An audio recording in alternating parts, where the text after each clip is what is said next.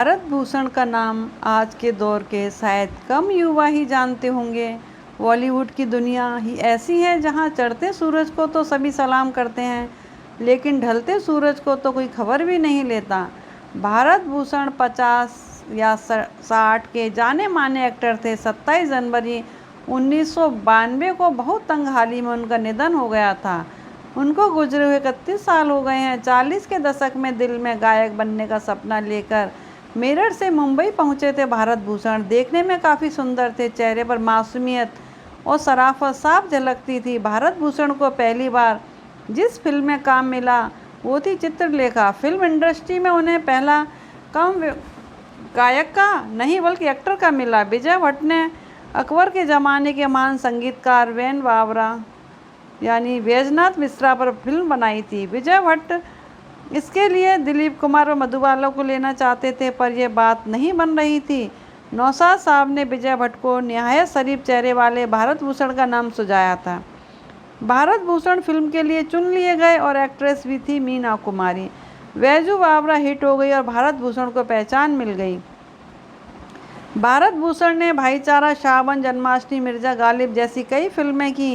ये वो दौर था जब किस्मत भारत भूषण पर मेहरबान थी।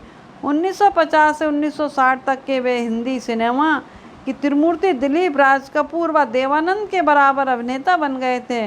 तकरीबन 150 फिल्मों में अभिनय किया भारत भूषण ने, जिनमें से 50 के करीब सफल रहीं व 1 दर्जन से अधिक सुपरहिट रहीं। देखते ही देखते उन्होंने मुंबई में न सिर्फ कई बंगले खरीद लिए बल्कि महंगी महंगी कारें भी खरीद लीं। इसी बीच भारत भूषण के बड़े भाई रमेश ने प्रोड्यूसर बनने की सलाह दी। इस पर भारत ने बड़े भाई का कहना माना और कई फिल्में प्रोड्यूस की।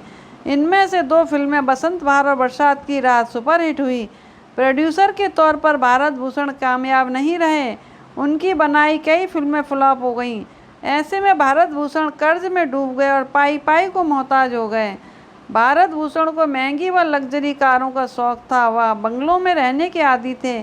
एक शाही जीवन जीने वाला ये महान कलाकार वक्त की ठोकर व बॉलीवुड की बेरुखी के चलते बाद में मुंबई की चाल में रहने पर भी मजबूर हुआ। भारत भूषण ने जितना कमाया था वो सब गंवा दिया। उनके बंगले बिक गए, कारें बिक गईं, लेकिन जब एक दिन उन्हें अपनी लाइब्रेरी की किताबें रद्दी के भाव बेचनी पड़ी तो वे तड़प उठे। उसी दौरान भारत भूषण की पत्नी की डिलीवरी के दौरान हुई मौत ने एक बड़ा दुख भी दिया। पत्नी शारदा 2 छोटी बच्चियों को छोड़कर इसमें ही विदा ले गई। अपने पीछे वो छोड़ गई एक शारीरिक व मानसिक विकलांग बच्चियों को मां मिल जाए।